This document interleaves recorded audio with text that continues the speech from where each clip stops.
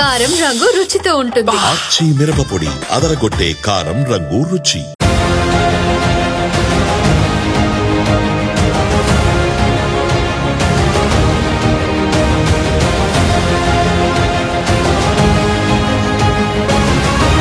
Political junction వర్తమాన రాజకీయాలపై సమగ్ర విశ్లేషణ అందిస్తుంది.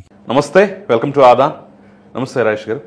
ఈరోజు మన డిస్కషన్లో రాజేష్ గారు అమరావతికి మరో 40,000 ఎకరాల అవసరం అనే అంశం మీద పెద్ద ఎత్తున చర్చలు, ఇంకో గ్రీన్ ఫీల్డ్ ఎయిర్పోర్ట్ కావాలి అనే దాని మీద కూడా పెద్ద ఎత్తున విమర్శలు, చర్చలు. మరొక్కసారి దీని మీద అంటే అమరావతి భూ సమీకరణ అనేటటువంటి అంశం వివాదాస్పదం అవుతున్నటువంటి పరిస్థితి కనిపిస్తోంది. సో నిజంగానే అమరావతికి మరో ఫేజ్లో అంత భూమి అవసరమా?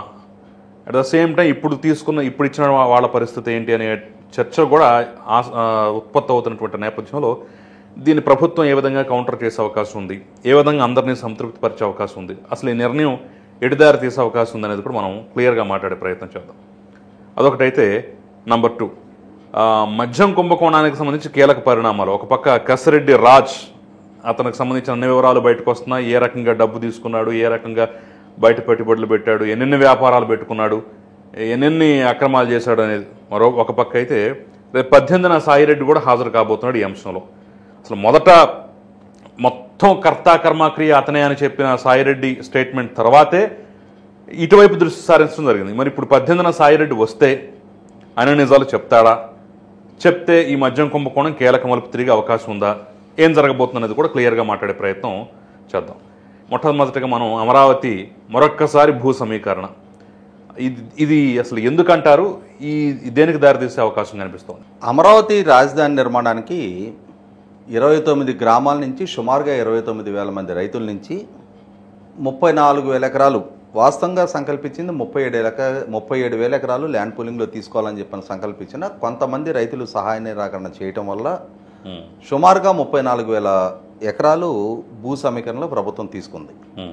మిగిలిన 3,000 ఎకరాలు కూడా ల్యాండ్ ఎక్విజిషన్ ద్వారా అయినా సరే తీసుకోవాలి అని చెప్పనే ఉద్దేశంతో ప్రభుత్వం, అంటే ఆ మాస్టర్ ప్లాన్లో కొన్ని పాకెట్స్లో కొంతమంది రైతులు భూ సమీకరణకు ఒప్పుకోక అది ఇష్యూ సివిల్ లిటిగేషను కోర్టులో పరిధిలో ఉన్న నేపథ్యంలో దాన్ని కూడా భూ సేకరణ ద్వారా తీసుకోవాలని చెప్పని ప్రభుత్వం ప్రయత్నం చేస్తూ ఉంది.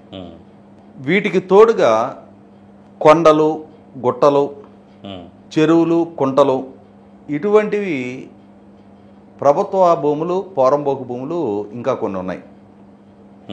వీటికి తోడుగా ఇంకా అదనంగా భూ సమీకరణ చేయాల్సిన అవసరం ఉంది అనేది ఇప్పుడు ప్రభుత్వం నుంచి వస్తున్న ప్రతిపాదన. దాని మీద ఇక్కడ అభివృద్ధి చేయకుండానే ఇంకా అదనపు భూ సమీకరణ ప్రస్తావన ఏంటి?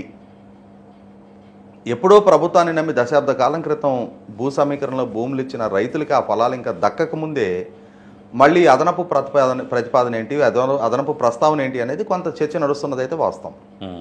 ఎస్, వారి ప్రస్తావన అర్థవంతమైంది. రైతులు ప్రభుత్వాన్ని నమ్మి 2015వ సంవత్సరం నాటికే భూ సమీకరణలో భూములు ఇచ్చారు. ఆ రోజు ప్రభుత్వం చేసుకున్న ఒప్పందం ఏంటి అంటే, ఒక దశాబ్ద కాలం పాటు వారి ఆదాయ వనరులు కోల్పోతున్న నేపథ్యంలో ప్రతి సంవత్సరం వార్షిక కౌలు చెల్లిస్తారు, అంటే వారి జీవన భృతి కోసం. ఈలోపుగా మాస్టర్ ప్లాన్కి అనుగుణంగా అభివృద్ధి చేయటం ద్వారా వాళ్ళ ఆస్తుల విలువ పెరుగుతుంది. వారి ప్లాట్లకు కావాల్సిన ట్రంక్ ఇన్ఫ్రాస్ట్రక్చర్ ప్రభుత్వం ప్రొవైడ్ చేసి వాళ్ళకి అప్పచెప్పడానికి ఆస్కారం ఉంటుంది అని చెప్పని. అయితే ఇక్కడ గమనించుకోవాల్సింది ఏంటి అంటే, రైతులకి ప్రభుత్వం పట్ల నమ్మకం ఉంది, ప్రభుత్వం కూడా చిత్తశుద్ధితో ఉంది వాస్తవం. కానీ 2019లో అధికార మార్పిడి జరిగింది. అధికార మార్పిడి జరిగిన తర్వాత జగన్మోహన్ రెడ్డి గారి ప్రభుత్వ ప్రయారిటీస్ వేరుగా డిఫైన్ చేసుకున్నారు. ఆయన రాజధాని నిర్మాణాన్ని అటకెక్కించారు. రైతులతో ప్రభుత్వం చేసుకున్న ఒప్పందాన్ని ఆయన గౌరవించలేదు. ఇటువంటి స్థితిలో రైతులకు సంబంధించిన వరకు వాళ్ళు ప్రభుత్వంతో ఒప్పందం చేసుకున్నారు. చంద్రబాబు నాయుడు గారా, జగన్మోహన్ రెడ్డి గారు అనేది అప్రస్తుతం. ప్రభుత్వం ఆ ఒప్పందాన్ని గౌరవించి తీరాలి. వారితో చేసుకున్న ఒప్పందానికి అనుగుణంగా అక్కడ అభివృద్ధి చేసి వారి ప్లాట్లు వాళ్ళకి హ్యాండ్ ఓవర్ చేయాల్సిన బాధ్యత ప్రభుత్వం ఉంది. కానీ ప్రభుత్వమే 2019-24 మధ్య ఆ ఒప్పందాన్ని తొంగలో దొక్కింది. ఆ ఒప్పందానికి అనుగుణంగా చేయాల్సిన అభివృద్ధి విషయంలో పూర్తి నిరాసక్తంగా వ్యవహరించారు. దాని పర్యవసానం తమ భూములని ప్రభుత్వానికి స్వాధీనం చేసి చివరికి 2022-23 సంవత్సరానికి వచ్చేటప్పటికి ప్రభుత్వ పరంగా వారి జీవనభృతి కోసం చెల్లించాల్సిన వార్షిక కౌలు కూడా చెల్లించాల. 2023 మేలో చెల్లించాల్సిన కౌలు చెల్లించాల, 2024 మేలో చెల్లించాల్సిన కౌలు కూడా చెల్లిలా. కానీ అక్కడ రైతులకి ఈ ప్రభుత్వాన్ని ఓడించి మళ్ళీ తిరిగి చంద్రబాబు నాయుడు గారిని అధికారంలోకి తీసుకొచ్చుకున్నప్పుడు తాము సంకల్పించుకున్న ఏ లక్ష్యంతో అయితే ప్రభుత్వానికి ఏ నమ్మకంతో అయితే తమ భూములు స్వాధీనం చేశారో ఆ నమ్మకానికి అనుగుణంగా పరిపాలన చేయగలిగే నాయకుడిగా చంద్రబాబు నాయుడు గారిని భావించారు. వాళ్ళ ఆకాంక్షలకు అనుగుణంగానే రాష్ట్ర వ్యాప్తంగా ఉన్న ప్రజలు కూడా అదేవిధంగా స్పందించారు. ఎన్డీఏ కూటమి ప్రభుత్వం అధికారంలోకి రావడం జరిగింది. ఇటువంటి పరిస్థితుల్లో ఎన్డీఏ కూటమి గత 5 సంవత్సరాల జగన్మోహన్ రెడ్డి గారి పాలనకి భిన్నంగా రాజధాని అభివృద్ధి మీద పూర్తి స్థాయిలో ఫోకస్ చేసింది. ఎంతటి స్థాయిలో ఫోకస్ చేసింది అని అంటే మళ్ళీ కొంతమంది వైసీపీ నాయకులు రాష్ట్రంలో ఉన్న అన్ని వనరులని అమరావతి మీదే కేంద్రీకరిస్తూ ఉన్నారు. ఒక్క అమరావతిలోనే పెట్టుబడులు పెడతా ఉన్నారు, అమరావతిని మాత్రం అభివృద్ధి చేస్తున్నారు, రాష్ట్రంలో మిగిలిన ప్రాంతాల పట్ల వివక్ష ప్రదర్శిస్తున్నారు అని చెప్పని విమర్శించే స్థాయికి. అయితే ఇక్కడ గమనించుకోవాల్సింది ఏంటి అంటే రాష్ట్ర ప్రభుత్వ బడ్జెట్ నుంచి అమరావతి మీద కేటాయింపులు చేయట్లా, అమరావతిలో ఖర్చు పెట్టడంలా. అమరావతిలో ఖర్చు పెడుతున్నది అమరావతి ప్రాంతం మీద తీసుకున్న రుణం బేస్ చేసుకొని కేంద్ర ప్రభుత్వం నుంచి వచ్చిన బడ్జెటరీ సపోర్టు, ఆ బడ్జెటరీ సపోర్ట్ కూడా కేంద్ర ప్రభుత్వం ప్రపంచ బ్యాంక్ నుంచి రుణం తీసుకొని ఆ రుణాన్ని తాను చెల్లించే బాధ్యత మీద రుణం తీసుకొని రాష్ట్ర ప్రభుత్వాన్ని గ్రాంట్గా ఇవ్వడం జరిగింది. దీనికి తోడు హడ్కో నుంచి రుణం తీసుకున్నారు, వేరే బ్యాంకుల నుంచి కూడా రుణం తీసుకునే ప్రయత్నాల్లో ఉన్నారు. ఏదేమైనా సరే 5 సంవత్సరాల జగన్మోహన్ రెడ్డి గారి పాలనా హయాంలో ఒక వివక్షకి గురైన అమరావతి ప్రాంత పునర్నిర్మాణం పట్ల అంకిత భావంతో చిత్తశుద్ధితో ఎన్డీఏ కూటమి ప్రభుత్వం పనిచేస్తుంది అనేది వాస్తవం. టెండర్ ప్రాసెస్ అంతా కంప్లీట్ అయిపోయింది. టెండరు అలాట్మెంట్ లెటర్స్ కూడా ఇష్యూ చేశారు. ఆ నిర్మాణ రంగ సంస్థలు టెండర్ పొందిన వాళ్ళు కొన్ని పనులు ఆల్రెడీ మొదలుపెట్టారు. మిగిలిన పనులకి ఈ నెలాఖరికల్లా మెషినరీ, మ్యాన్ పవర్ వాటిని అన్నింటినీ మొబిలైజేషన్ చేసుకుంటా ఉన్నారు. కాబట్టి అమరావతి ప్రాంతాన్ని విస్మరించారు, అక్కడ అభివృద్ధి చేయటం లేదు అనేది అర్ధరహితమైన ప్రస్తావన. 5 సంవత్సరాలు జగన్మోహన్ రెడ్డి గారి పరిపాలనా హయాంలో కూడా చంద్రబాబు నాయుడు గారు 2019కి ముందు చేసిన వేగాన్ని కొనసాగించున్నట్టయితే ఇప్పటికే అమరావతి ఒక షేపులో ఉండుండేది. కానీ ఆయన కొనసాగించాల. ఆయన కొనసాగించిన పర్యాసనం ఆ ప్రాంతం మొత్తం ఒక అడవిగా మారిపోయింది. అటువంటి అడవిని క్లియర్ చేయడానికే 36 కోట్ల రూపాయలు ఖర్చు పెట్టి ఆఖరికి కొండ చెరువులు పారాడుతున్న ప్రాంతాన్ని మళ్ళీ నిర్మాణయోగ్యంగా మార్చింది ఎన్డీఏ కూటమి ప్రభుత్వం. నిర్మాణ పనులన్నీ కూడా వేగం పుంజుకుంటా ఉన్నాయి. అయితే ఈ నేపథ్యంలోనే సార్ ఇప్పుడు మనకి వివాదం అంతా ఎక్కడ వస్తుందంటే గ్రీన్ఫీల్డ్ ఎయిర్పోర్ట్ ఇంకొకటి కావాలి, దానికి 5,000 ఎకరాలు కావాలి అనే దగ్గర నుంచి వస్తుంది. గన్నవరం ఉంది కదా మళ్ళీ ఇది ఎందుకు అనేది ఎక్కువ మంది వ్యతిరేకిస్తున్నటువంటి అంశం. ఇక్కడ కొంత అర్థవంతమైన చర్చ అది. అంటే గన్నవరం ఎయిర్పోర్ట్ రూపంలో ఒక ఎయిర్పోర్ట్ ప్రస్తుతం అందుబాటులో ఉన్నప్పుడు ఇంకొక గ్రీన్ఫీల్డ్ ఎయిర్పోర్ట్ అవసరం ఏముంది అనేది. గన్నవరం ఎయిర్పోర్ట్ రూపంలో ప్రస్తుతం సర్వీసెస్ అందిస్తుంది వాస్తవమే. ప్రస్తుత అవసరాల రీత్యా గన్నవరం ఎయిర్పోర్ట్ సరిపోద్ది అనేది కూడా వాస్తవమే. కానీ భవిష్యత్ అవసరాలని మీట్ అవ్వాలి అని అంటే గన్నవరం ఎయిర్పోర్ట్ సరిపోదు. ఓకే, ఐదర్ గన్నవరం ఎయిర్పోర్ట్ అయినా సరే శంషాబాద్ ఎయిర్పోర్ట్ స్థాయిలో విస్తరించాలి. అంటే ఎప్పుడైనా సరే రాబోయే 20 సంవత్సరాలని 30 సంవత్సరాలని కూడా ఊహించి దానికి తదనుగుణమైన మార్పు చేర్పులు జరగాలి తప్ప ఒక్క రోజులో గన్నవరం ఎయిర్పోర్టు ఎగ్జాస్ట్ అయిపోయింది కాబట్టి రేపొద్దున ఇంకొక ఎయిర్పోర్ట్ నిర్మాణం జరగాలి అని చెప్పని అప్పటికప్పుడు నిర్ణయాలు తీసుకొని దాన్ని అమలుపరచాలి అని అంటే సాధ్యం కాని పరిస్థితులు.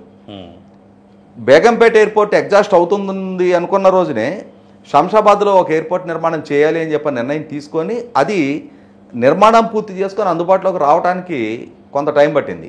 ఆ రోజు నిర్మాణం సంకల్పించిన రోజు కూడా ఆ రోజు చాలామంది విమర్శించారు హైదరాబాద్ నగరం నుంచి అంత దూరంలో ఎయిర్పోర్ట్ అవసరమా అని చెప్పని. కానీ ఇవాళ ఏంటి పరిస్థితి?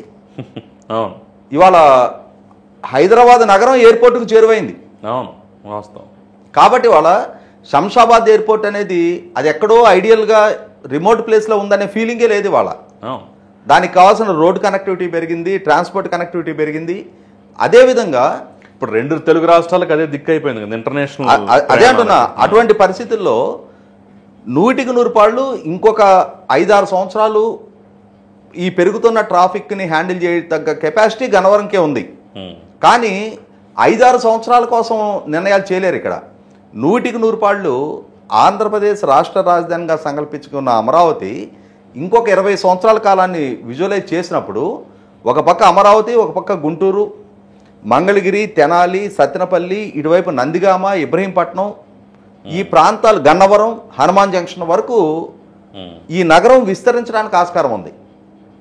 అలా విస్తరించిన సందర్భంలో ఇంకొక ఇంటర్నేషనల్ ఎయిర్పోర్ట్ అవసరం తప్పనిసరిగా ఉండి తీరుతుంది. అప్పటికప్పుడు 1000 ఎకరాల భూమి కావాలి అని అంటే ఆ రోజు ప్రభుత్వానికి సాధ్యం కాదు. కాబట్టి దానికి అనుగుణంగా భూ సమీకరణ చేసుకోవటం అనేది ఏ విధంగానూ తప్పు పట్టాల్సిన నెస్టీ లేదు. అయితే ఇక్కడ గమనించుకుంటుంది ఏంటంటే ఇంకొక 40,000 ఎకరాలు ఇప్పుడే అవసరమా? ఇక్కడ మనం గమనించుకుంటే హైదరాబాద్లో సైబర్ టవర్స్ బిగిన్ చేసినాడు. వాస్తవంగా అది 150-160 ఎకరాల్లోనే సైబర్ టవర్స్ దగ్గర నుంచి ఇనార్బిట్ మాల్ వరకు, ఇటు సిఐఏ నుంచి శిల్పారామం దాటిన తర్వాత సత్యం కంప్యూటర్స్ దగ్గర నుంచి ఐకియా వరకు రహేజా మైండ్ స్పేస్తో కూడా కలుపుకొని మొత్తం కలుపుకొని 150-160 ఎకరాల విస్తీర్ణం అది. ఇవాళ అక్కడ ఎంత ఎంప్లాయ్మెంట్ క్రియేషన్ జరుగుతూ ఉంది. దీని తర్వాత ఫైనాన్షియల్ డిస్ట్రిక్ట్, ఇటువైపు కావురి హిల్స్ కూడా అన్ని చిన్న కంపెనీలే. కావురి హిల్స్లో కూడా అన్ని ప్రతి ఇండిపెండెంట్ బిల్డింగ్లో కూడా ఏదో ఒక స్థాయిలో చిన్నదో పెద్దదో కంపెనీలే ఉన్నాయి. ఫైనాన్షియల్ డిస్ట్రిక్టు, డిఎల్ఎఫ్, అంటే ఎంత ఏరియాకి ఆ విస్తరణ పెరిగిపోయింది. ఏది ఎంప్లాయ్మెంట్ ప్రొవైడ్ చేయగలిగే కంపెనీలే అక్కడ ఎగ్జాస్ట్ అయిపోయి ఆదిపట్ల దగ్గర, తర్వాత గట్కేసర్ దగ్గర పోచంపల్లి, అవును, ఉప్పల్ నుంచి రామంతపూర్ వస్తుంటే రైట్ సైడ్ ఒక పెద్ద టవర్స్లో ఐటీ కంపెనీలు ఉంటాయి. కాబట్టి ఏంటంటే ఇవాళ ఒకసారి కంపెనీలు గ్రౌండింగ్ అవటం మొదలయ్యి అక్కడ ఐటీ ఎనేబిలిటీకి తగిన యాంబియన్స్ క్రియేట్ అయితే ఎంప్లాయ్మెంట్ క్రియేట్ అవటం మొదలు పెడితే డైరెక్ట్ ఎంప్లాయ్మెంట్ 1,00,000 మందికి ఉద్యోగాలు దక్కితే దాని నుంచి ఇంకొక 4-5 లక్షల మందికి ఇండైరెక్ట్ ఎంప్లాయ్మెంట్ దక్కడానికి ఆస్కారం ఉంటుంది. హౌసింగ్ చాలా వేగంగా పెరగడానికి ఆస్కారం ఉంటుంది.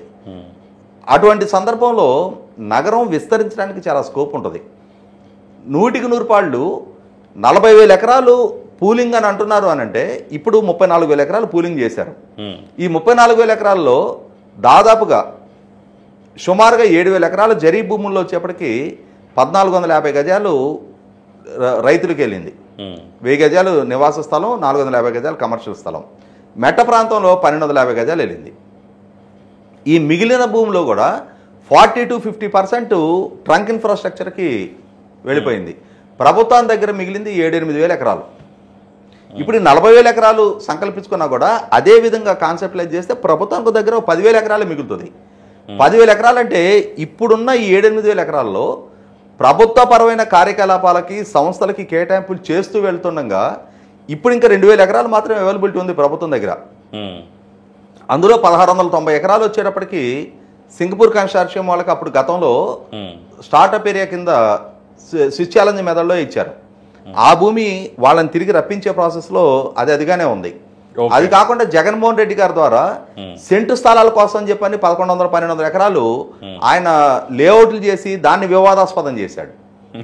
అది ఐడియల్గా అట్లాగే కోర్టు వివాదాలు ఇరుక్కుపోయి ఉంది. అవేవి ఆర్ఫై జోన్ ఇప్పుడు ప్రభుత్వం దగ్గర అందుబాటులో ఉన్నది ఈ 2 తీసేస్తే 2,000 ఎకరాలు మాత్రం అందుబాటులో ఉంది.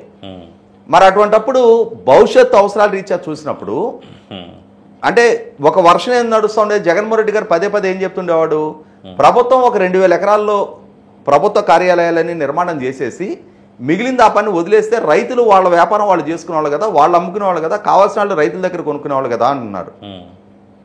ఇవాళ ఇప్పుడు వాదిస్తున్నాడు కూడా అదే.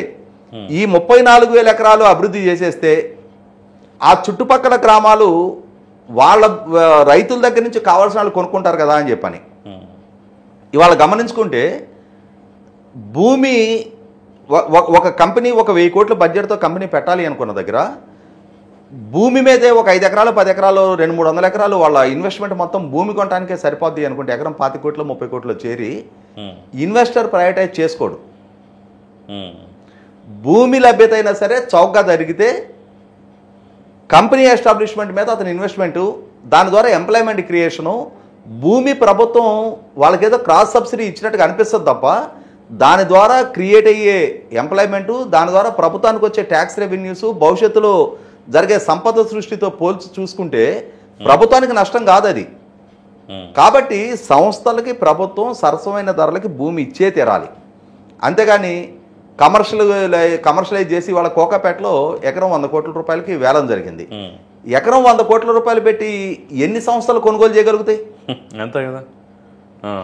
ఇవాళ ఔత్సాహిక కొత్త ఎంటర్ప్రెన్యూర్స్ బయటికి ముందుకు రావాల్సిన అవసరం ఉంటుంది.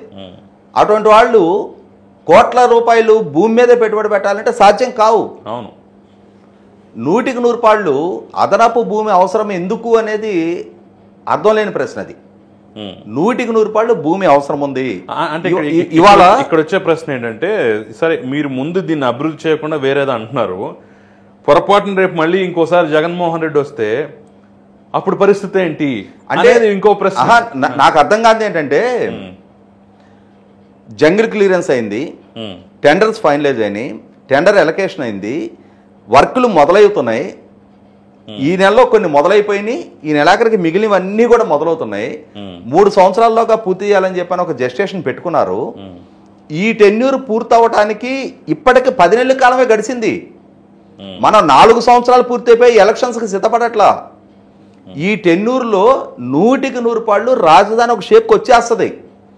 రాజధానిలో ఏ సంస్థలు అయితే గ్రౌండింగ్ అవ్వాల్సి ఉన్నాయో అవన్నీ గ్రౌండింగ్ అవుతాయి. అక్కడ ఈ 34,000 ఎకరాల అభివృద్ధి అనేది ఎక్కడ ఉంటుంది? ఇంకా ట్రంక్ ఇన్ఫ్రాస్ట్రక్చర్ వీళ్ళు క్రియేట్ చేయడం మొదలు పెట్టగానే రైతులకు సంబంధించిన ప్లాట్లు ఉంటాయి. 34,000 ఎకరాలు, 34,100 గజాల ప్లాట్లు ఉన్నాయిగా. అంటే 29,000 మంది రైతులు, ఆ 29,000 మంది రైతులకు సంబంధించిన ఈ 34,000 ఎకరాలకు సంబంధించిన 34,100 యార్డ్స్ రెసిడెన్షియల్ ప్లాట్స్ ఉంటాయి. 450 గజాల 250 గజాలు అనేది ఆ కమర్షియల్ స్పేస్ ఉంటుంది. వాటిల్లో రైతులు డెవలప్మెంట్కి ఇచ్చుకుంటారా, అమ్ముకుంటారో వాళ్ళ వ్యాపారం వాళ్ళు చేసుకుంటారు. అక్కడ గ్రౌండింగ్ అయ్యే సంస్థలు, అది ప్రభుత్వానికి సంబంధం లేదు. ప్రభుత్వ పరంగా చేయాల్సింది ఏంటి? వాళ్ళకి కావాల్సిన ఇన్ఫ్రాస్ట్రక్చర్ క్రియేట్ చేయాలి. అంటే ఆ ప్లాట్ల మధ్య రోడ్ ఫార్మేషన్ జరగాలి, వాటర్ కనెక్టివిటీ ఇవ్వాలి, డ్రైనేజ్ కనెక్టివిటీ ఇవ్వాలి, ఎలక్ట్రిసిటీ కనెక్టివిటీ ఇవ్వాలి, తర్వాత కమ్యూనికేషన్ కేబుల్ కనెక్టివిటీ ఇవన్నీ ఇవ్వాలి. అవన్నీ ప్రభుత్వం ఆల్రెడీ టెండర్ ప్రాసెస్ కూడా కంప్లీట్ అయిపోయింది కదా. ఇప్పుడు ఈ ప్రభుత్వం జగన్మోహన్ రెడ్డి గారి లాగానే పిచ్చి మొక్కలు పెంచుతుంటే, జగన్మోహన్ రెడ్డి గారి లాగానే రైతులకు వార్షికవులు ఇవ్వకపోతుంటే, ఒక పక్క ఫైనాన్షియల్ సర్దుబాటు మొత్తం చేసుకుంటా ఉన్నారు, టెండర్ ప్రాసెస్ కంప్లీట్ అయిపోయింది, వివిధ సంస్థలకి భూమి కేటాయింపులు జరుగుతూ ఉన్నాయి, ప్రతిష్టాత్మక యూనివర్సిటీలు ఒప్పందాలు చేసుకుంటూ ఉన్నాయి. 100% చంద్రబాబు నాయుడు గారు క్వాంటమ్ సిటీ అని చెప్పని, అంటే ఎగ్జాక్ట్గా క్వాంటమ్ సిటీ అనేది ఏంటనేది టెక్నికల్గా నాకు అవగాహన లేదు, కానీ బహుశా అంటే సాంకేతిక పరంగా వస్తున్న మార్పు చేర్పుల నేపథ్యంలో అధునాతన సాంకేతిక పరిజ్ఞానం దృష్ట్యా ఉపాధి కల్పన జరగడానికి కావాల్సిన ఒక కాన్సెప్ట్ ఆయన ఇంప్లిమెంట్ చేయడానికి ప్రయత్నం చేస్తున్నట్టుగా మనకు అర్థమవుతూ ఉంది. దాని ద్వారా ఉపాధి కల్పన జరుగుతుంది. ఆ స్పిల్ ఓవర్ గ్రోత్ ఎక్కడికి వెళ్తుంది? అదంతా ఆ 34,000 ఎకరాలు సరిపోదు. ఇవాళ హైదరాబాద్ నగరం ఉంది. హైదరాబాద్ నగరం ఒకప్పుడు మనకి దిల్సుఖ్ నగర్ నుంచి వనస్థలిపురానికి మధ్యలో గ్యాప్ ఉండేది. ఓకే, ఎల్బీ నగర్కి మధ్యలో గ్యాప్ ఉండేది. వనస్థలిపురం నుంచి హైత్ నగర్కి మధ్యలో గ్యాప్ ఉండేది. ఇవాళ ఎక్కడ Hayath Nagar? Almost mount Opera ఒకప్పుడు సిటీకి ఎక్కడో చాలా అవుట్స్కట్స్లో ఉన్నట్టు ఉండేది. తర్వాత రాజీవ్ రహదారిలో ప్రజ్ఞాపూర్, శ్రీశైలం హైవేలో మహేశ్వరం, అంటే మహేశ్వరం మండలంలో ఆల్మోస్ట్ సిటీ కనెక్టివిటీ అయిపోయింది. ఇబ్రహీంపట్నం సాగర్ రోడ్లో ఇబ్రహీంపట్నం వరకు కనెక్టివిటీ వచ్చేసింది. మోయినాబాద్ వరకు సిటీ కనెక్టివిటీ వచ్చింది.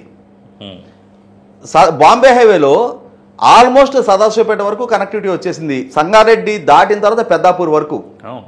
ఎటువైపు చూసినా హైదరాబాద్ నగరం లక్షల ఎకరాల్లో విస్తరించుకుంటా వెళ్తుంది. బెంగళూరు నగరం పరిస్థితి, చెన్నై నగరం పరిస్థితి. మనం ఎంతసేపటికి 30,000 ఎకరాలకే పరిమితం అమరావతి అని ఎందుకు అనుకుంటున్నారు?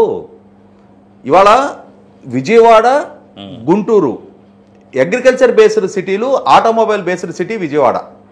అంటే ఆటోమొబైల్ రంగానికి దక్షిణాదిలోనే చాలా పేరెనిగన్న నగరం.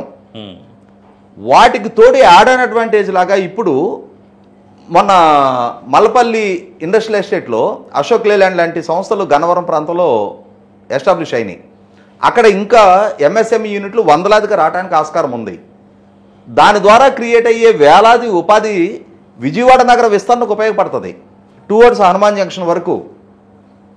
గుంటూరు, ఈ అమరావతి మధ్య ప్రాంతం కూడా ఒక పక్క కృష్ణానది మీద బ్రిడ్జెస్ కనెక్ట్ అయ్యి outer ring road, inner ring రోడ్లు ఫార్మేషన్స్ పూర్తిపోయి అందుబాటులోకి వస్తే విజయవాడ, గుంటూరు, తెనాలి, మంగళగిరి, తాడేపల్లి, ఇబ్రహీంపట్నం దాటి నందిగామ వరకు హైదరాబాద్ నగరం కన్నా వేగంగా విస్తరించడానికి ఆస్కారం ఉంది అక్కడ. అందువల్ల 40,000 ఎకరాలు అదనంగా ల్యాండ్ పూలింగ్లో తీసుకోవటం అనేది ఏమి బూతు కాదు. అదేదో అమరావతిని పట్ల వివక్ష ప్రదర్శిస్తున్నారు అన్న అభిప్రాయం కూడా అర్ధరహితం. నేను వడ్డే శోభనాద్రి గారి స్టేట్మెంట్ చూశా. ఇప్పుడు డెఫినెట్గా వడ్డే శోభనాద్రి గారి ఆలోచన ఆయనది. ఆయన ఆలోచనకు అనుగుణంగానే చంద్రబాబు నాయుడు గారు అడుగులు వేయాలని రూల్ ఏం లేదు. చంద్రబాబు నాయుడు గారికి పాలకుడిగా ఆయనకు ఒక ఆలోచన ఉంది. వడ్డే శోభనాద్రి గారు జగన్మోహన్ రెడ్డి గారికి మద్దతు తెలిపిన సందర్భాలు ఉన్నాయి. మోస్ట్ ఇన్కన్సిస్టెంట్ పాలిటీషియన్గా ఆయనకి సుదీర్ఘ నేపథ్యం ఉంటే ఉండుండొచ్చేమో. అదే వడ్డే శోభనాద్రి గారు నిన్నేం చెప్తున్నాడంటే 5 ఏళ్ళు వ్యతిరేకించాడు కదా మరి జగన్మోహన్ రెడ్డి. 2004కి ముందు చంద్రబాబు నాయుడు గారి పరిపాలన చాలా సమర్థ, ఎందుకంటే ఆ రోజు ఈయన మంత్రిగా ఉన్నాడు కాబట్టి. ఇవాళ ప్రజలకు అనుగుణంగా లేదు అంటున్నాడు. ప్రజలకు అనుగుణంగా ఉందా లేదనేది చరిత్ర తెలుపుద్ది. ఏదేమైనా సరే ప్రభుత్వం మీద విమర్శలు ఎక్కువ పెట్టడం వేరు, వాస్తవ రూపంగా భూమి అనేది లిమిటెడ్ రిసోర్స్. ఇవాళ ఈ ప్రాంతం వరకు మీరు అభివృద్ధి చేసేసేయండి, ఆ తర్వాత భూములు వాళ్ళు వ్యాపారం చేసుకోవడానికి ఆస్కారం ఉంటుంది. ప్రభుత్వానికి వచ్చే నష్టం ఏంటి? ప్రభుత్వం వార్షిక ఒకటే చెల్లించేది. ఈ ప్రాంతం అభివృద్ధి చెందిన తర్వాతే నీకు అక్కడ మాస్టర్ ప్లాన్ ఇంప్లిమెంటేషన్ బిగిన్ అవుద్ది. అక్కడ సేకరించి ప్రభుత్వం చేతిలో ఉన్న భూముల బేస్ చేసుకొని ఇన్వెస్ట్మెంట్ రేజ్ చేస్తారు. ఇప్పుడు జరుగుతున్నది అదే కదా. ఇవాళ హడ్కో నుంచి రుణం తీసుకున్నా, వేరే సంస్థల నుంచి రుణం తీసుకున్నా, ఇక్కడ ప్రభుత్వం చేతిలో ఉండే భూముల మీద ఆధారపడి రేపటి రోజున వీటిని అమ్మటం ద్వారా వచ్చే ఆదాయంతో అప్పులు తీర్చగలమన్న ధైర్యంతో కదా. అంతేగాని 1-10 సార్లు చెప్తున్నారు, ఆంధ్రప్రదేశ్ 5 కోట్ల మంది ప్రజల నుంచి వసూలు చేసే పన్ను ఆదాయం ఆంధ్రప్రదేశ్ రాష్ట్ర బడ్జెట్ నుంచి ఈ అప్పులకి సంబంధం లేదు, ఈ అప్పులను తీర్చమని చెప్తున్నారు. రేపు 40,000 ఎకరాలు కాదు, ఇంకా అదనంగా తీసుకోవాల్సి వచ్చినా ఎక్కడ సమస్య అరైజ్ అవ్వాలి? రైతులు ఇష్టపడక మా భూములు ఇవ్వము అని చెప్పని ప్రభుత్వం కనుక బలవంతంగా వాళ్ళ దగ్గర నుంచి భూములు తీసుకునే ప్రయత్నం చేస్తే ఒక ఘర్షణపూరిత వాతావరణం చెలరేగుతుంటే ఆ పరిస్థితి ఎక్కడ ఉందా? అంటే ఈ అనౌన్స్మెంట్ కానీ ఈ లీక్స్ కానీ వచ్చిన తర్వాత ఇక్కడ జరుగుతున్నది ఏంటి అంటే రైతులు స్వచ్ఛందంగా ముందుకొచ్చి మా భూములు తీసుకోమని అడుగుతున్నారు. ఓకే, మా గ్రామాలు కూడా ఇవ్వడానికి సిద్ధంగా ఉన్నామని చెప్పి అంటున్నారు. ప్రభుత్వం ఇప్పటి వరకు చర్చల స్టేజ్లో ఉంది. ఇప్పటి వరకు ఇంకా పాలసీ డెసిషన్ పరంగా అనౌన్స్ చేయలే. రేపు అనౌన్స్ చేశారు. అక్కడ వీటి అంటే ఇక్కడ ఇచ్చిన రైతుల ప్యాకేజీలకు అనుగుణంగానే ఆయా గ్రామాల్లో కూడా రేపు భూ సమీకరణ జరిగింది అనుకో, దానివల్ల వచ్చే నష్టం ఏంటి? వాళ్ళకి ఇచ్చేది వార్షిక కౌలు ఒకటే కదా ప్రభుత్వ పరంగా చెల్లించేది. అదనంగా ప్రభుత్వం మీద ఏ బడ్డన పడుద్ది? అదనంగా ల్యాండ్ బ్యాంక్ ఉండటం వల్ల అంటే ఇక్కడ ఉన్న భూమి గజం 2 లక్షలు అమ్మాలి. అది అంటే ఈ ఒక్క ప్రాంతంలోనే వ్యాపారం జరగాలని ఉందా? ఇక్కడున్న రిసోర్సెస్ లిమిటెడ్ రిసోర్సెస్ అయ్యి నేను ఇందాక చెప్తుంది అదే. ఒక 25 సంవత్సరాల కాలంలో హైదరాబాద్ నగరంలో వచ్చిన మార్పు చేర్పులు చూసిన వాడిగా చెప్తున్నా నేను. 1998 నుంచి 2023-24 వరకు హైదరాబాద్ నగరంలో వచ్చిన మార్పులు చాలా ప్రత్యక్షంగా చూసాం. కొండలు గుట్టలు ఇవాళ 4 లేన్ రోడ్లు అయినాయి. అసలు ఊహించని ప్రాంతంలో కొత్త రోడ్డు కనెక్టివిటీ వచ్చింది. ఊహించని ప్రాంతాల్లో కొత్త కాలనైజేషన్ జరిగిపోయింది. ఊహించని ప్రాంతాల్లో ఎంప్లాయ్మెంట్ క్రియేట్ అవుతూ ఉంది, లక్షల మంది స్థిరపడతా ఉన్నారు. ఇవాళ చూసిన దానికి ఇంకొక సంవత్సరం తర్వాత చూసిన దానికి అరే మనం సంవత్సరం క్రితం వచ్చాము ఈ రోడ్డుకి ఈ బిల్డింగ్ లేదే, ఇక్కడ ఈ మాల్ లేదే అని చెప్పని మనమే విస్తుపోతా ఉన్నాం. అటువంటప్పుడు అమరావతి మాత్రం ఆ 34,000 ఎకరాలకే పరిమితం కావాలి, ఇంకా అదనంగా విస్తరణకి ప్రభుత్వం ఆలోచన చేయకూడదు అనేది 100% వాళ్ళ అభిప్రాయాలు వాళ్ళకి ఏమన్నా ఉండని. నా దృష్టిలో అయితే సహేతుకమైన అభిప్రాయం కాదని అనుకుంటున్నా. అమరావతికి విస్తరించే హక్కు ఉంది, దానికి అనుగుణమైన మార్పు చేర్పులకి దానికి అనుగుణమైన ఏర్పాట్లు చేయాల్సిన బాధ్యత ప్రభుత్వానికి. ఆ దిశగా ప్రభుత్వం అడుగులేయటాన్ని ఏ స్టేజ్లో కూడా ఆక్షేపించాల్సిన అవసరం లేదు. రైట్ సార్, ఇక మనం రెండో టాపిక్ వెళ్తే రాజ్ కసిరెడ్డి సంబంధించినటువంటి అక్రమాలు, ఏ రకంగా మద్యం స్కామ్లో డబ్బును వినియోగించాడనేది రోజు మనకి వార్తాపత్రికల్లో అనేక కథనాల రూపంలో వస్తున్నాయి. అట్ ద సేమ్ టైం అసలు దీన్ని మొదలెట్టినటువంటి రాజ్ పేరు బయటికి తీసుకొచ్చినటువంటి సాయి రెడ్డి రేపు 18వ తారీఖున రావాలని చెప్పేసి వాళ్ళు నోటీస్ ఇచ్చారు, వస్తాడు అని చెప్పేసి కూడా అంటున్నారు. వస్తే ఎలాంటి విషయాలు చెప్పే ఆస్కారం ఉంది? ఈ మద్యం కుంభకోణం అనేది ఎటు టర్న్ తిరిగే ఛాన్స్ ఉంది, ఎందుకంటే వాళ్ళ పాత్ర ప్రమేయాలు కూడా ఉన్నాయి కదా, అదాన్ డిస్టిలరీస్. మరి ఏం జరగబోతుంది అంటారు? అంటే ఇక్కడ రాజకీయాలు చాలా డైనమిక్గా ఉంటున్నాయి. ఒకనాడు జగన్మోహన్ రెడ్డి గారి నీడలాగా కొనసాగిన విజయసాయిరెడ్డి గారు ఈ మధ్యకాలంలో ఆయన ప్రకటించిన ప్రకారం తాను రాజకీయాల నుంచి విరమించుకుంటున్నట్టుగా, అదే సందర్భంలో జగన్మోహన్ రెడ్డి గారి వ్యవహార శైలి పట్ల కూడా విమర్శలు ఎక్కువ పెడతా ప్రెస్లో మాట్లాడుతున్నారు. ఆయన పార్టీని నిర్వహిస్తున్న తీరు పట్ల, ఆయన వ్యవహార శైలి పట్ల, ఆయన యాటిట్యూడ్ పట్ల బాహటంగానే విమర్శలు ఎక్కువ పెడతా ఉన్నారు. ఇది ఒక రకంగా ఆంధ్రప్రదేశ్ రాష్ట్ర పౌర సమాజానికి కూడా ఒక ఊహించని పరిణామమే. ఇటువంటి నేపథ్యంలో జగన్మోహన్ రెడ్డి గారి పాలనా హయాంలో జరిగిన కొన్ని అవినీతి అక్రమాల గురించి కూడా విజయసాయిరెడ్డి బాహాటంగా ప్రస్తావిస్తూ ఉన్నాడు. కాకినాడ సీపోర్టు యాజమాన్యం చేతులు మారే విషయంలో కూడా వైవి సుబ్బారెడ్డి గారి కొడుకు విక్రాంతి రెడ్డిదే ప్రధాన పాత్ర, అతనే కర్త కర్మ క్రియ అని చెప్పని నన్ను అనవసరంగా పిలిచారు, నాకు సంబంధం లేని వ్యవహారంలో ఆ షేర్లు బదలాయింపు జరిగింది, ఆ మొత్తం ఆ కార్యక్రమాన్ని నిర్వహణ చేసింది విక్రాంతి రెడ్డి అని విక్రాంతి రెడ్డికి అంటే ఆయన సంజాయిషి ఇచ్చుకోవాల్సిన స్థితిలోకి విక్రాంతి రెడ్డి నెట్టేశాడు. అదే సందర్భంలో అసలు అసందర్భంగా మద్యం కుంభకోణం అంశాన్ని ఎవరు ప్రస్తావించాలి అక్కడ. అవును, ఆయనకాయనే ప్రస్తావనకు తీసుకొచ్చి ఇక్కడే అనుమానాలు వస్తున్నాయి. అంటే కసిరెడ్డి రాజు గురించి ప్రస్తావించాడు. అయితే ఇక్కడ ఒకటి గమనించుకోవాల్సింది ఏంటి అంటే, జగన్మోహన్ రెడ్డి గారి మీదకి ఆరోపణలు రాకుండా కసిరెడ్డి రాజు ప్రస్తావన తీసుకొచ్చాడు అని చెప్పని జగన్మోహన్ రెడ్డి గారిని కాపాడటం కోసం చేశాడని అంటున్నారు. ఇక్కడ గమనించుకోవాల్సింది, కసిరెడ్డి రాజు ప్రస్తావన తీసుకొచ్చినా జగన్మోహన్ రెడ్డి గారి ప్రస్తావన తీసుకొచ్చినా అసలు అటువంటి కుంభకోణమే జరగలేదు అని చెప్పడం వేరు. కుంభకోణం జరిగింది, అది కసిరెడ్డి రాజు ద్వారా జరిగింది అని చెప్పని అడ్మిట్ అవుతుంటే, కసిరెడ్డి రాజు ద్వారా అయినా సరే కుంభకోణం జరిగింది అంటే అది పాలకుడిగా జగన్మోహన్ రెడ్డి గారి పాలనలో జరిగిన కుంభకోణమే కదా. కాబట్టి ఇక్కడ జగన్మోహన్ రెడ్డి గారు పాలకుడిగా ఉండగా ఆయన పాలనలో అమల్లోకి తీసుకొచ్చిన కొత్త మద్యం పాలసీ మాటున వేల కోట్ల రూపాయల అక్రమాలు అవినీతికి పాల్పడ్డారు అనేది విజయసాయిరెడ్డి గారు ఎండార్జ్ చేస్తూ ఉన్నాడు. ప్రభుత్వం వైట్ పేపర్ రిలీజ్ చేసింది, విచారణ చేపిస్తూ ఉంది. విజయవాడ కమిషనరు రాజశేఖర బాబు గారి నేతృత్వంలో ఒక సిట్ కాన్స్టిట్యూట్ చేశారు. సమర్థంగా విచారణ జరుగుతూ ఉంది. చాలా డాక్యుమెంటల్ ఎవిడెన్స్ కూడా ఇప్పటికే గ్యాదర్ చేసినట్టుగా వార్తలు వస్తూ ఉన్నాయి. కసిరెడ్డి రాజు ప్రమేయం నిర్ధారణ చేసే సాక్ష్యాధారాలు వాళ్ళకి దక్కిన నేపథ్యంలోనే కసిరెడ్డి రాజుకి 1కి 3 సార్లు నోటీస్ ఇచ్చిన అతను విచారణ స్కిప్ చేశాడు, పరారీలో ఉన్నాడు. అతని కోసం వెతుకులాడుతూ ఉన్నారు. అతను కోర్టుని అప్రోచ్ అయ్యాడు. కోర్టు కూడా అతనికి ముందస్తు ప్రొటెక్షన్ ఇవ్వడానికి సిద్ధపడలేదు, ముందస్తు ప్రొటెక్షన్ ఇవ్వకుండా నిరాకరించడం జరిగింది.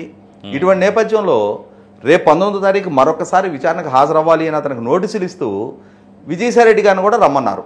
అయితే ఇక్కడ గమనించుకోవాల్సింది ఏంటి, కసిరెడ్డి రాజు ప్రస్తావన తీసుకొచ్చినందుకు విజయసాయిరెడ్డిని రమ్మన్నారా? లేదు, గతంలోనే తెలుగుదేశం పార్టీ ఆరోపించినట్టుగా అదాన్ డిస్టిలరీస్ అనే కంపెనీ విజయసాయిరెడ్డి గారి బంధువులకు సంబంధించిన కంపెనీ.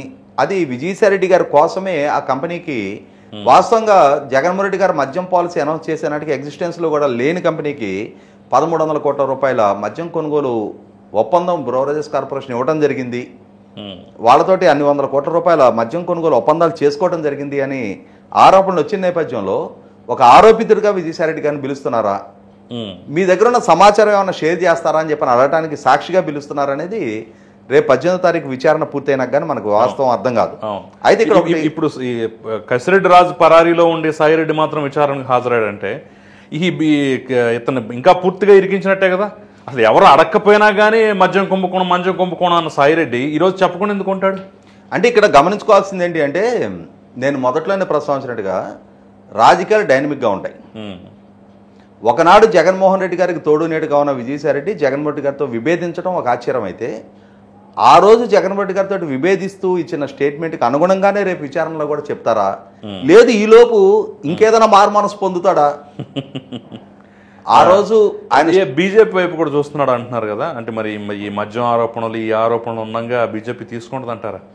అంటే ఇక్కడ గమనించుకోవాల్సింది, దస్తగిరి వివేకానంద రెడ్డి గారి హత్యలో పాల్గొన్నాను, నా ప్రమేయంతో హత్య జరిగిందని అడ్మిట్ అవుతూ నాతో పాటుగా వీళ్ళందరూ వీళ్ళ పాత్ర ఇది, మాకు పేమెంట్ పలానా వాళ్ళు చేశారు, పేమెంట్కి ముందు ఈ విధమైన చర్చ జరిగింది, పేమెంట్ చేసిన తర్వాత హత్యకు ముందు ఈ విధమైన చర్చలు జరిగాయి అని చెప్పిన ఎలా అయితే దస్తగిరి వివేకానంద రెడ్డి గారి హత్య గురించి అప్రూవర్గా మారుతూ స్టేట్మెంట్ ఇచ్చాడో, ఒకవేళ విజయసాయిరెడ్డి గారి ప్రమేయం ఉన్నా కూడా ఆయన్ని అప్రూవర్గా కన్సిడర్ చేశారు అనుకో, ఆయన తనకు తెలిసిన సమాచారాన్ని పూర్తి కూలంకషంగా విచారణాధికారులకి తెలియజెప్పారు అనుకో, 100కి 100 పాళ్ళు కసిరెడ్డి రాజు వరకు అది పరిమితం కాదు.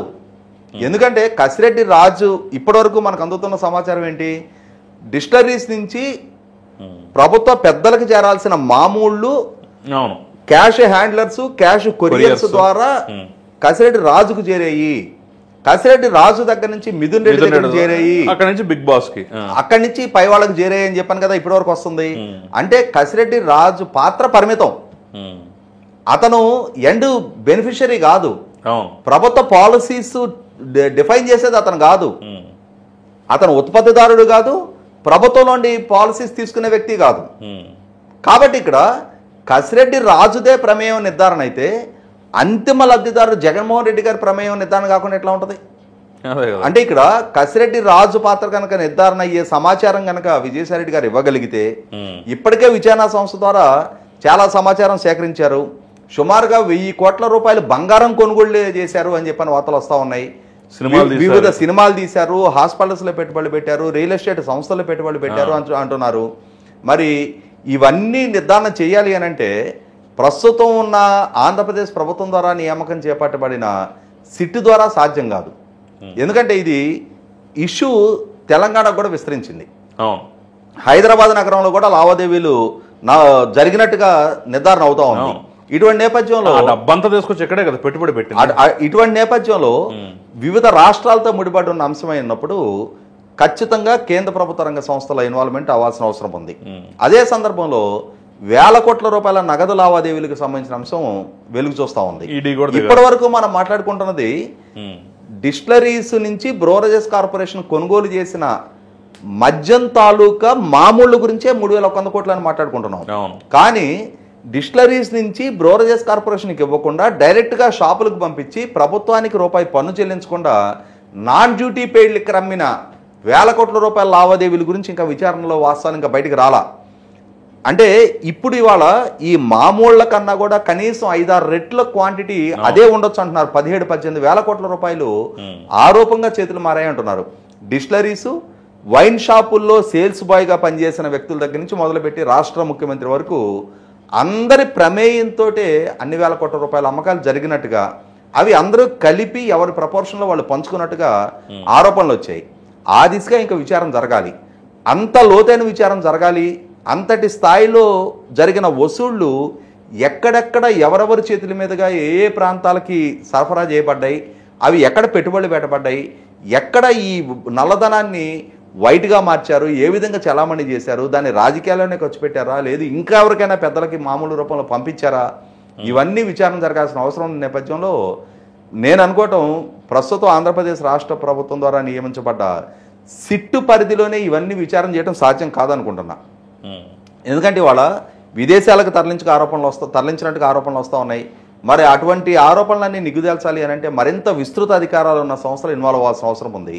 మన దేశంలో అందుబాటులో ఉన్నాయి సెంట్రల్ విజిలెన్స్ కమిషను, ప్రస్తుతం ఉన్న CBI, enforcement directorate, income tax లాంటి సంస్థలు పూర్తిగా సమర్థంగా లోతైన విచారణ జరిపి అంటే వేగవంతంగా సాక్ష్యాధారాలను సేకరించి దోషులని చట్టం ముందు నిలబెడితే ఆయా సంస్థలకైనా క్రెడిబిలిటీ ఉంటుంది. ఆ సంస్థలు ఇన్వాల్వ్ అవ్వాలి అని అంటే రాష్ట్ర ప్రభుత్వం సలహా మేరకు మాత్రమే, రాష్ట్ర ప్రభుత్వ సూచన మేరకు మాత్రమే వాళ్ళు రావాల్సి ఉంటుంది.